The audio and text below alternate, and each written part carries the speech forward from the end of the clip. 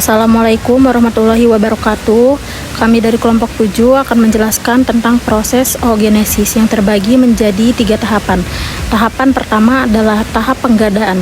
Tahap penggandaan dimulai dengan satu sel induk diploid yang disebut oogonium. Oogonium mengalami pembelahan mitosis berulang kali. Mitosis adalah pembelahan sel biasa yang menghasilkan sel anak dengan jumlah kromosom yang sama dengan sel induk.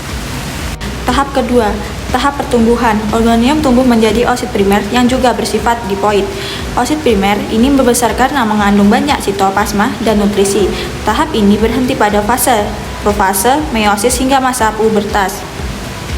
Tahap ketiga, yaitu tahap pematangan yang dimulai pada masa puber.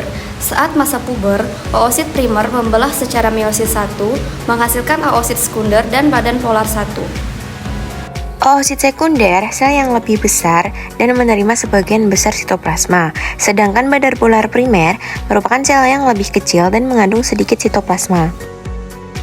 Oosit sekunder kemudian akan memulai meiosis 2, tetapi akan berhenti pada fase metafase 2 hingga terjadi fertilasi oleh sperma. Badan polar primer mungkin akan mengalami meiosis 2 menghasilkan 2 badan polar sekunder atau N, atau mungkin juga mengalami degenerasi. Jika terjadi fertilasi ditujukan oleh panah dari sperma N menuju oosit sekunder, maka oosit sekunder akan menyelesaikan meiosis 2. Meiosis 2 akan menghasilkan ootit, sel akan yang berkembang menjadi ovum atau sel telur matang. Kemudian juga badan polar sekunder, badan polar kedua yang akan mengalami degenerasi. Ootit kemudian akan mengalami pematangan lebih lanjut menjadi ovum. Badan polar atau primer dan sekunder umumnya tidak memiliki fungsi yang reproduksi dan akan mengalami degenerasi. Diagram ini menunjukkan hasil akhir berupa 1 ovum fungsional dan 3 badan polar. Kesimpulan yang bisa kita ambil dari proses oognesis yaitu proses oognesis menghasilkan suatu sel telur matang atau ovum dan 2 atau 3 badan polar dari setiap oosit primer.